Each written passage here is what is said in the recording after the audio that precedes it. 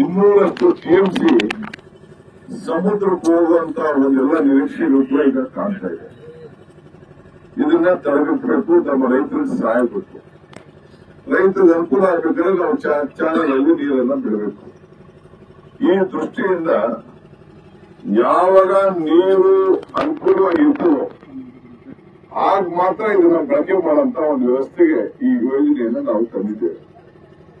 ಪುತ್ತೂರಿನ ಎಲ್ಲ ತಾಲೂಕು ಕೂಡ ಒಂದೇ. ಈಗ ನಾನು ಆ ಡಯಾಮೀಟರ್ ನಾನು ನೋಡಿದೆ, ಆ ನೀರು ಎಷ್ಟು ಅಡಿಗೆ ಹೋಗ್ತದೆ ನೀರು ಕೂಡ ಅದನ್ನು ಗಮನಿಸಿದೆ. ಯಾವ ಕಾರಣಕ್ಕೂ ಕೂಡ ನೀರನ್ನ ಈ ಚಾನಲ್ ಇಂದ ಕೆಳಗಡೆ ಹೋಗ್ಲಿಕ್ಕೆ ಅವಕಾಶ ಕೊಡುವುದಿಲ್ಲ. ಒಂದೇ ಲೆವೆಲ್ ಮೇಂಟೈನ್ ಮಾಡಿ ಇಲ್ಲಿ ಸ್ಕಾಡ ಹಾಕಿ ಆ ಸ್ಕಾಡನ ಬೆಂಗಳೂರಲ್ಲಿ ಕೂಡ ನೋಡಿಕೊಂಡು ಪ್ರತಿದಿನ ವಾಚ್ ಮಾಡಬಹುದು. ಎಲ್ಲ ನಾಗರಿಕರು ಕೂಡ ಕಂಟ್ರೋಲ್ ಮಾಡಲಿಕ್ಕೆ ಅವಕಾಶ, ವೀಕ್ಷಣೆ ಮಾಡಲಿಕ್ಕೆ ಕೂಡ ಒಂದು ಅವಕಾಶವನ್ನು ನಾವು ಮಾಡಿಕೊಡ್ತೇವೆ.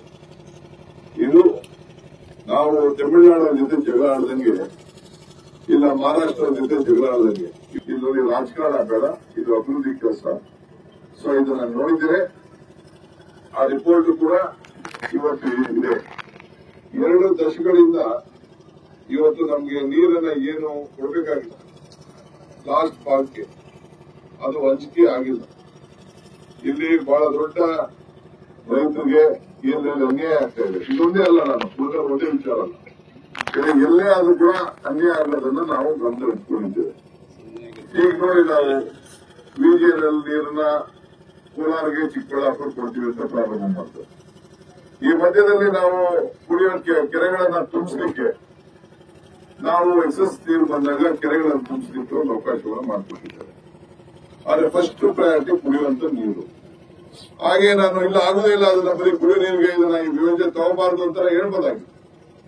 ಆದ್ರೆ ಎಕ್ಸಸ್ ನೀರು ಬಂದಾಗ 14 ಟಿಎಂಸಿ ನೀರು ಏನು ಕುಡಿಯೋ ನೀರು ಬೇಕು, ಅದಾದ್ಮೇಲೆ ಎಕ್ಸಸ್ ಇದ್ದಾಗ ನಾವು ವೇಸ್ಟ್ ಮಾಡ್ಕೊಳ್ಳೋದು ಬೇಡ ಅಂತೇಳಿ ಪಂಪ್ ಮಾಡಿ ಸುಮಾರು 20,000 ಹೆಚ್ಚು ಕೋಟಿ ರೂಪಾಯಿನ ಈಗಾಗಲೇ ಖರ್ಚು ಮಾಡಲಿಕ್ಕೆ ಈಗಾಗಲೇ ವ್ಯವಸ್ಥೆ ಆಗಿದೆ. ಅದನ್ನು ಕೂಡ ಈಗಾಗಲೇ ನಾವು ಬಹಳಷ್ಟು ಜಮೀನಿಗೆ ಆಲ್ಟರ್ನೇಟಿವ್ ಜಮೀನು ಕೊಡುವಂತ ವ್ಯವಸ್ಥೆ ಮಾಡಿದ್ದೇವೆ. ಅದು ಕೂಡ ಈಗಾಗಲೇ ಚಿಕ್ಕನಾಯಕನಹಳ್ಳಿಗೆ, ಮಧುಗಿರಿಗೆ ಮತ್ತು ನಮ್ಮ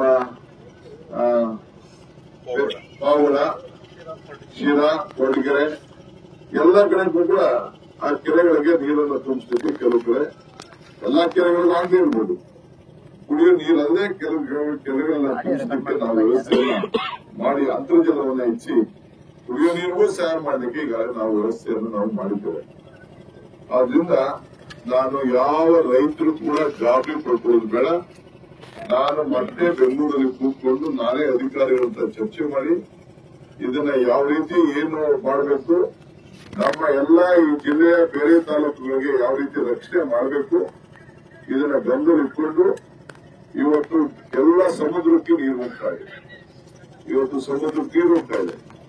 ಕಾವೇರಿ ನೀರು ಈಗಾಗಲೇ ನಾನು ಹೇಳಿದ್ದೇನೆ, ಬೆಟ್ಟರು ತುಂಬ ಹೋಗಿದೆ. ಅದಕ್ಕೆ ಯಾವ ರೀತಿ ನಾವು ಉಳಿಸ್ಕೊಂಡು ನಮ್ಮ ರೈತರ ಬದುಕನ್ನ ಕಾಪಾಡಬೇಕು ಅನ್ನೋ ದೃಷ್ಟಿಯಿಂದ ನಮ್ಮ ಸರ್ಕಾರ ಅವರ ಸೇವೆಗೆ ಬದ್ಧವಾಗಿದೆ. ಇದು ಬರೀ ನಮಗೆ ಕುಡುಗರ ವಿಚಾರ ಮುಖ್ಯ ಅಲ್ಲ, ಎಲ್ಲರ ಹಿತವನ್ನ ಕಾಪಾಡುವಂಥದ್ದು ಮುಖ್ಯ. ಸೊ ಇದಕ್ಕೆಲ್ಲ ಶಾಸಕರು, ಪ್ರತಿಗಳು, ಸ್ವಾಮಿಗಳು ಇದಕ್ಕೆ ತಾಯಿಯಾಗಿ ನಾವೆಲ್ಲ ಇದಕ್ಕೆ ಇದ್ದೇವೆ. ಸುಮ್ಮನೆ ಕಾನೂನು ಚೌಕಟ್ಟಿನಲ್ಲಿ ನಾವೆಲ್ಲ ಸೇರಿ ಕೆಲಸ ಮಾಡೋಣ. ಇನ್ನೇನೇ ಸಮಸ್ಯೆ ಕೂತ್ಕೊಂಡು ಬಗೆಹರಿಸುವಂತ ಕೆಲಸ ನಾನು ಮಾಡ್ತೇನೆ. ಸೊ ಇವತ್ತು ಬಂದು ನಾನು ವೀಕ್ಷಣೆ ಮಾಡಿದ್ದೇನೆ. ಮುಂದಕ್ಕೆ ನಾನು ಬೆಂಗಳೂರಲ್ಲಿ ಕೂತ್ಕೊಂಡು ಅಧಿಕಾರಿಗಳು ಕಟ್ಕೊಂಡು ಯಾವ ರೀತಿ ನಿಯಂತ್ರಣ ಮಾಡಬೇಕು, ಎಲ್ಲಿ ನಾವು ನ್ಯಾಯವನ್ನ ಅನ್ಯಾಯ ಆಗದ ರೀತಿಯಲ್ಲಿ ನಾವು ನೋಡ್ಕೋಬೇಕು, ಆ ಕೆಲಸವನ್ನು ನಾನು ಮಾಡ್ತೇನೆ ಅನ್ನೋ ಮಾತನ್ನ ಈ ಸಂದರ್ಭದಲ್ಲಿ ತಮ್ಮೆಲ್ಲರೂ ಕೂಡ ಹೇಳಲಿಕ್ಕೆ ನಾನು ಬಯಸ್ತೇನೆ. ನಾವು ಸ್ಕಾಡ ಮೇಂಟೈನ್ ಮಾಡ್ತೀವಿ, ಕಂಟ್ರೋಲ್ ಇರ್ತೀವಿ.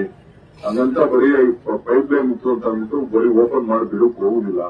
ಫಸ್ಟ್ ನೀರು ಹತ್ಕೊಂಡು ನೀರು ಹೋಗ್ತಾ ಇರ್ತದೆ. ಸಮಾನತೆಯಿಂದ ಈ ನೀರು ಏನು ಅವ್ರಿಗೆ ಪಾಲು ಸಿಗ್ಬೇಕು, ಆ ಪಾಲಿಗೆ ಮಾತ್ರ ನಾವು ಜವಾಬ್ದಾರಿ ಆಗ್ತೀವಿ. 24 ಪಾಯಿಂಟ್ ಸಮಥಿಂಗ್ ಟಿಎಂಸಿ ಇದೆ, ಅದು ತುಮಕೂರಿಗೆ ಅಷ್ಟು ಸಾಕಾಗುವಷ್ಟು ನೀರು ಕೊಟ್ಟು ತಗೊಂಡು ಹೋಗ್ತೀರಾ? ಖಂಡಿತ ಎಲ್ಲರಿಗೂ ಸರಿಯಾಗಿ ಈಕ್ವಲ್ ಆಗಿ ನಾವು ಟ್ರೀಟ್ ಮಾಡ್ತೀವಿ. ನಿಮ್ಗೇನು ನೀರು ಸಿಗ್ಬೇಕು ಬೇರೆ ತಾಲೂಕಿಗೆ, ಅದಕ್ಕೆ ಯಾವ ತರದ ಅಡಚಣೆ ಆಗದೇ ರೀತಿಯಲ್ಲಿ ನಾವು ಅದನ್ನ ಕಾಪಾಡ್ತೇವೆ. ಅವ್ರಿಗೆ ಎಷ್ಟು ಅಲಾಟ್ಮೆಂಟ್ ಇದೆ ಅಷ್ಟು ಮಾತ್ರ ಅಷ್ಟಕ್ಕೆ ನಾವು ಲಿಮಿಟ್ ಮಾಡ್ತೇವೆ ಹೊರತು ಬೇರೆ ಗೇಟ್ ಅನ್ನು ಹಾಕ್ಲಿಕ್ಕೆ, ಗಾಢ ವ್ಯವಸ್ಥೆಯಲ್ಲಿ ಅವ್ರಿಗೆ ರಕ್ಷಣೆ ಮಾಡ್ಲಿಕ್ಕೆ.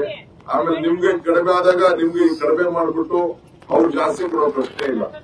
ಆವಾಗ ಎಲ್ಲರೂ ಕೂಡ ಈಕ್ವಲ್ ಆಗಿ ನೀರು ಹೋಗ್ಬೇಕು. ನಿಮ್ಗೆ ಕಡಿಮೆ ಸಿಕ್ತು, ಕೆಲವು ಕಷ್ಟಕಾಲ ದಿನ ಬರ್ಬೋದು, ನಿಮ್ಗೆ ಕಡಿಮೆ ಸಿಕ್ತು ಅವ್ರಿಗೆ ಮಾತ್ರ ನೀರು ಕೊಡೋಂತ ಪ್ರಶ್ನೆ ಇಲ್ಲ. ಎಲ್ಲರೂ ಕೂಡ ಸರ್ವರಿಗೂ ಸಮಬಾಳು ಸಮಪಾಲು, ಆ ದೃಷ್ಟಿಯಲ್ಲಿ ನಾವು ಕಾರ್ಯಕ್ರಮವನ್ನು ರೂಪಿಸ್ತೇವೆ. ಉಳಿಸಕ್ಕೆ ಒಟ್ಟಾರೆ ಕಾಮಗಾರಿ ನಡೆಯುತ್ತೆ ಸರ್. ಕಾಮಗಾರಿ ತಮ್ಮೆಲ್ಲರ ಅನುಗ್ರಹದಿಂದ, ಅವರ ಅನುಗ್ರಹದಿಂದ ಪೂರ್ಣ ಆಗ್ತದೆ. ಚಾಲುಕ್ಯ ನ್ಯೂಸ್, ಜನರಿಗೋಸ್ಕರ.